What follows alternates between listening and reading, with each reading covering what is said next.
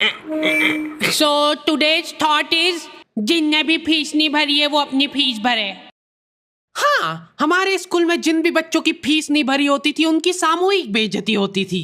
और उससे भी ज्यादा दर्द की बात यह है कि वो जो बच्चा थॉट पढ़ रहा है उसने भी फीस नहीं भरी है। स्कूल वालों ने इंटेंशनली उसको वो थॉट दिया था ताकि उसकी अंतरात्मा भी बेइज्जत फील करे। उस दिन हम सब बच्चों को असेंबली में 2 घंटे तक खड़ा रखा था क्योंकि हमारी प्रिंसिपल मैडम ने दिन रात मेहनत करके कोई सा तो नारी शक्ति का अवार्ड खरीद लिया था। उस दिन हमारे स्कूल में अवार्ड के सेलिब्रेशन के लिए अलग तैयारियां चल रही थी। तो और मतलब पढ़ाई लिखाई कैसी चल रही है अपने फिर? हैं कुछ हेल्प वगैरह लगेगी क्या? मैम का स्केच? हाँ, हार्डी को बोला तो था।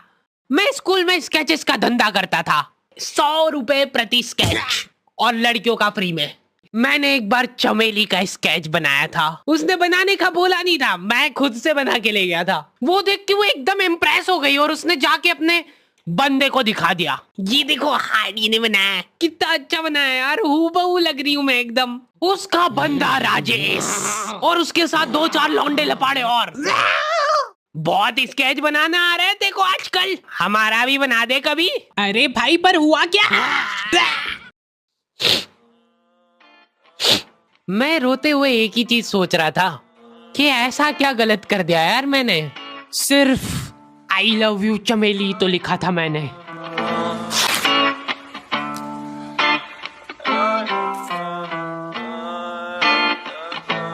नाम तेरा है ही क्या मुझको तो खबर नहीं, गलतियां ये सारी उन रातों की है, जिंदगी तो चल रही मैं मगर थमा हुआ, शायरी ये सारी मेरी बातों की है। नाम तेरा है ही क्या मुझको तो खबर नहीं, गलतियां ये सारी उन रातों की है, जिंदगी तो चल रही मैं मगर थमा हुआ, शायरी ये सारी मेरी बातों की है। ये क्या बना के लाए हो? मिट्टू लग रहा है एकदम। निकलो। ड्राइंग वाली मैडम ने मेरे को प्रिंसिपल मैडम का स्केच बनाने का बोला था और मैं अपनी जिंदगी का सबसे वाहियात स्केच बना के ले गया क्योंकि फ्री में बनवा रहे थे मेरे से। मैम अब फ्री में तो ऐसे ही मिले। असेंबली ग्राउंड में सारे कैदियों को हाइट वाइज खड़ा करा जाता था और जो भी बच्चा प्रेयर के बीच में आंखें खोलता था या हिलाडुली करता था, पसीना पोंछ रहा था वो बेचारा। प्रेयर खत्म होने के बाद हमारे आसपास लाशें पड़ी होती थी। असेंबली से क्लास तक का फासला बहुत कठिन होता था कुछ बच्चों के लिए। ओए रोक, इधर तेल क्यों नहीं डाला? सर वो मेरे घर पे जो कोई भी तेल लगा के नहीं आता था उसको घसीट के काल कोठरी में फेंक देते थे लोग और वहीं पे 25 लीटर वाली सोयाबीन तेल की कैन उसके ऊपर ढोल देते थे। सर मैं कल डाल के बेचारे बच्चे फिर भी जैसे तैसे अपने क्लासरूम तक पहुंच रहे हैं और वहाँ पे टीचर के आते पता ही नहीं है। उनकी अलग मीटिंगें चल रही है ऑफिस में। अच्छा चलो बताओ कि अपन इन बच्चों को और किस तरीके से लूट सकते हैं। मेरे पास एक आइडिया है। देखो अपन क्या है कि एक प्रोजेक्टर लगवाते हैं एक ही क्लास में।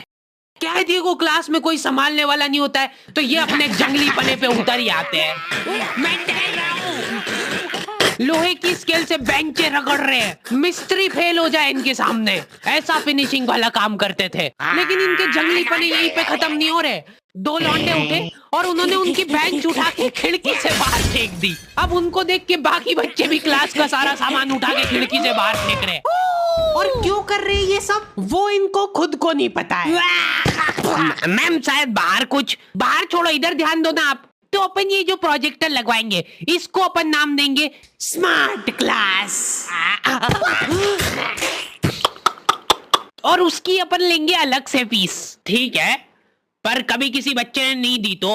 अरे भूषण जी, फीस पेरेंट्स देते हैं, बच्चे नहीं। 1 हफ्ते में 1 पीरियड लगता था स्मार्ट क्लास का, जो बच्चों को स्मार्ट बनाने के लिए काफी था। पॉपकॉर्न लाया था ना तू आज?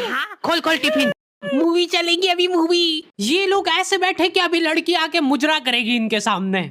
जिन भी बच्चों ने वो एक्स्ट्रा फीस नहीं भरी होती थी उनको वो 1 पीरियड के लिए क्लास के बाहर जाना पड़ता था। ये सब हरकतों में 10-15 मिनट निकल जाते थे। उसके बाद टीचर आके जैसे ही प्रोजेक्टर चालू कर रही है उसकी आधी स्क्रीन जने का सीलिंग पे ही चढ़ रही है। तो अब उस स्क्रीन को फिक्स करने के लिए एक एक्सपर्ट आदमी को बुलाया जाता है। हाँ सही सोच रहे हो, भूषण।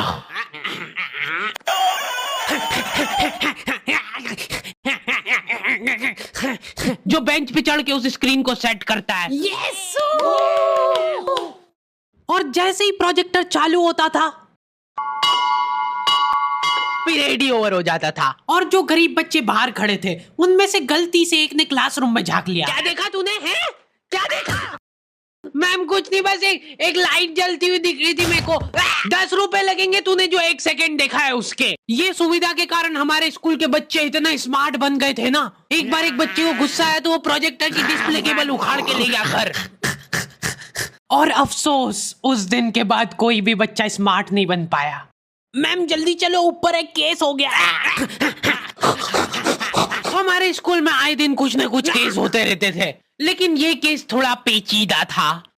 हमारी क्लास के किसी बच्चे ने लव लेटर लिखा था चमेली को, और वो लग गया टीचर के हाथ। तो ये अब केस बन चुका है पूरे स्कूल का। सारे टीचर लोग अपने काम धाम छोड़ के उस मुजरिम को पकड़ने में लग गए। जो टीचर लीव लेके छुट्टी मनाने गए थे वो आधे रास्ते से पलट के आ गए थे। ये सर आ गए। बेटा सही बता दो किसने लिखा है।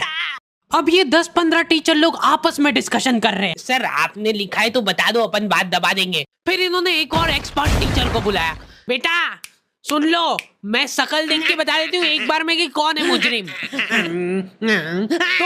तुम बाहर जाओ। हाँ तुम भी बाहर जाओ। तुम भी। क्लास में सिर्फ 4 लड़के बचे, जिनमें से एक मैं हूँ। बाकी सभी बच्चे इसके शक के दायरे में थे। उन सभी बच्चों को काल कोठरी में ले जाके टॉर्चर किया जा रहा था। बोल दे बेटा क्यों लिखा है। इधर मैडमों को अलग चीजों की टेंशन हो रही थी। इसने चमेली में मात्रा तक गलत लगाई है।